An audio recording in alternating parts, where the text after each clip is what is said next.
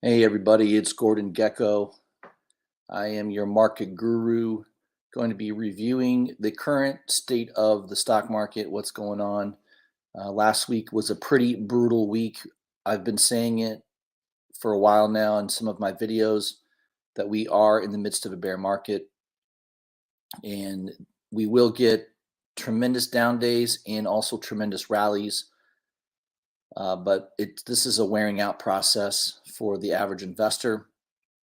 All these Robinhood accounts, all these speculative investors that have been playing the meme stocks over the past year or two, people that are in Bitcoin and Ethereum and all these cryptocurrencies. It really is a wearing out process. You've got to get them knocked out of these markets. And that's kind of what's going on. So I pulled up our good old FinViz here to show the trends. And you can see Friday we had a big move up off of a terrible week, probably one of the worst weeks since the financial crisis of 2008, 2009. But let's take a look at one of the largest, well, not the largest anymore. Apparently it was replaced by Saudi America, which is the Saudi oil company that's publicly traded. Apple, probably your second largest market cap stock. Still a $2.3 trillion company. Substantial growth over the last decade, and you can see even Apple, as strong as they are, was not immune to this recent downturn in the market. So end of March through the middle of May, that's a pretty dramatic drop. In Apple, that's a 19% loss in just a month and a half. So pretty amazing to watch that happen. If Apple's not holding up well, if Apple's down 20%, there's going to be a lot of stocks that are down 40 and 50%. Most of you know those names. The one that's been popular lately is Coinbase. Cathie Wood has been buying it apparently all the way down. This stock has gotten absolutely obliterated, down 73% year to date. Yeah, that's a tough drawdown.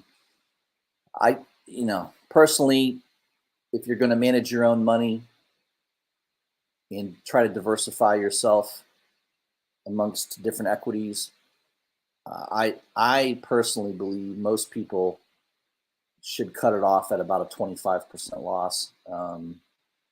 Maybe 30 if you're younger and you can kind of withstand a little bit more drawdown, but you don't want to be in a position where you're down 50, 60, 70%, because at that point, you need a big rally in the stock just to get to break even again. So imagine if you bought this stock just last November at the height at around 350 a share. Looks like the high was 368. So let's say you bought it anywhere above 350, which is this level here. You're down over 70% from that level. So you're talking, let me do the math real quick here on my trusty old calculator. What kind of gain do we need to get back to break even? Well, if we're down about, let's say if you bought at the high at 350 and it traded at what, 67 on Friday's close, that's an 80% decline in value. Now, what would you need if you're holding on to those shares? What return would you need to get back to break even? Well, obviously you need the stock to go back up to 350 a share, right?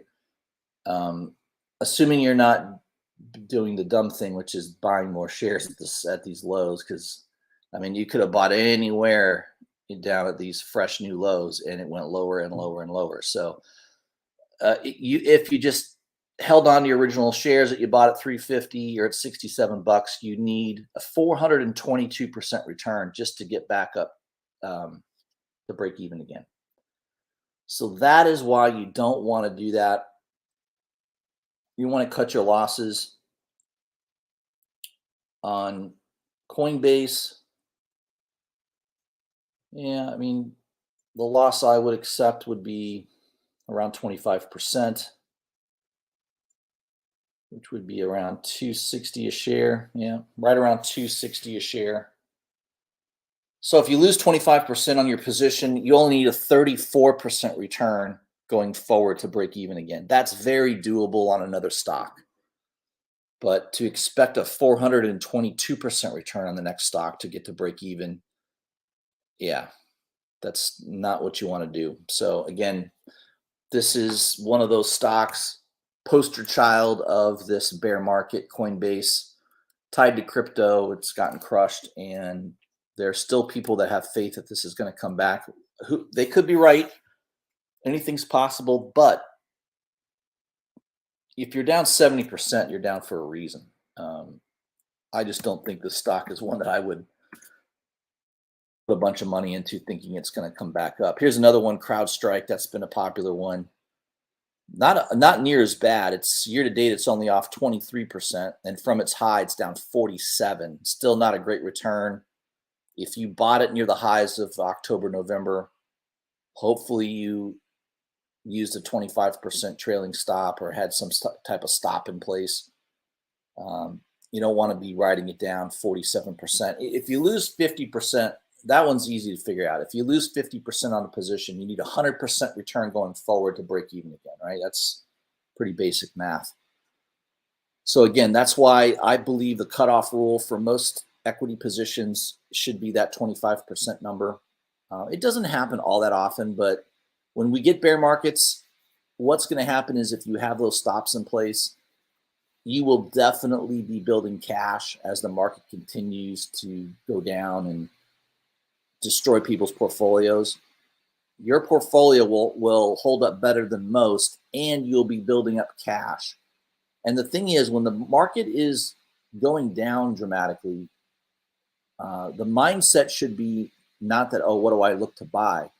I would wait for the dust to clear, wait for the carnage to end. And there should be clear indication of that when you start to get another uptrend in stocks. So the other thing you could do is you could find stocks that are trending well. Oil and gas has been a very, very good sector. Here's Chevron. Chevron's barely off of its highs. I mean, it's down 3.94% from its recent highs back in March. So again, this is a stock that you want to focus on, buy and hold. You want to buy stocks that are showing a lot of strength relative to the average stock in the market. And oil and gas has definitely been a sector that's done well.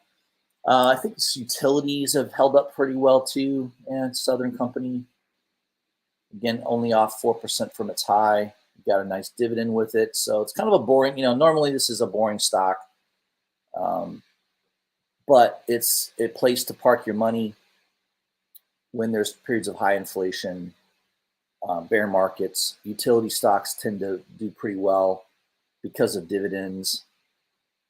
Regulated utilities tend to be pretty consistent in their earnings. Remember, that's why people don't buy them for growth, because the growth is also regulated. But when you've got bear markets and recessions, depressions, utility stocks tend to hold up pretty well as long as they're not too indebted. I mean, some utility companies stretch their books too thin with huge debt. Southern Company's definitely got some debt out there, but not anything outrageous. But that would be an area of the market that you could park some money into. Gold stocks have not been that great lately. The two big ones are Barrick and Newmont. Barrick is definitely taken a big smack here. It's gone down with the equity market. And a lot of that is, gold had a nice rise here earlier this year based on inflation fears. But when the stock market, bear market really gets going, gold stocks tend to sell off as well. They don't really hold up well in bear markets. If you don't believe me, go look at gold stock charts back in 2008, 2009. They went right down with the market. They provided no counter trade at all. to what was going on in the stock market at that time. So again, gold mining stocks have not been a very good store or alternative to the stock market. And this Barrick Gold, I mean, that chart tells you everything, right? Just in the last month, it's dropped, about 20%. So it's not held up very well. Newmont Mining, same thing. I think that's one of your larger stocks too. Again, pretty dramatic pullback in the market. Doesn't really provide a safe haven in bear markets as you would think it would.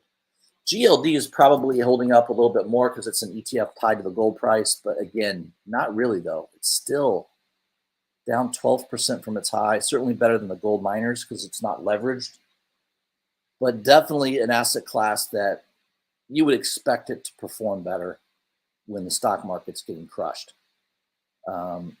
So again, gold has not been a great way to counterbalance the volatility of the market. It just hasn't been, and it hasn't been for a long time now. So maybe in the 80s and 90s, gold sort of acted like you would expect it to. But really in the last couple decades, it has not. So ever since the 2008, 2009 financial crisis, it's definitely traded with the market. So just be aware of that. Don't rush into a bunch of gold stocks thinking that's going to provide safety. I don't think it will. Right now, you've got to stick with the trends. Oil and gas tend to do pretty well. Insurance companies, property and casualty insurance. Now, Berkshire Hathaway is, use the B share here. It's also fallen, but it's not. It's more of a conglomerate, right? Yes, it owns insurance companies like Geico and things like that, but it owns a lot of different assets. So it's not a real pure play on insurance. Progressive, that's held up pretty well. It's still maintaining this uptrend. Year to date, it's still positive at 5%. It's off 10% from its highs. So it's certainly holding up better than the market. Periods of high inflation, insurance companies tend to do well because, the value of the dollar typically changes and asset prices are rising.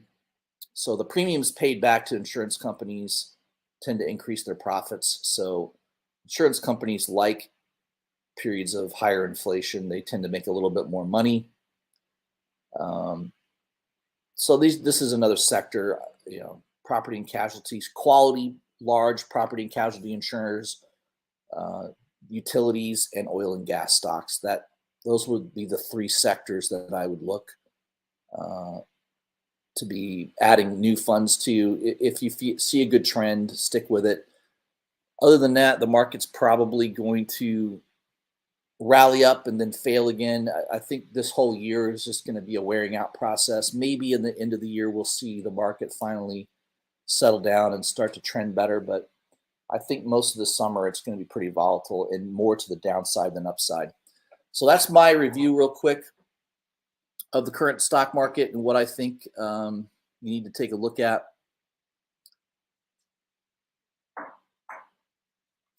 I think I ended my show. Oops.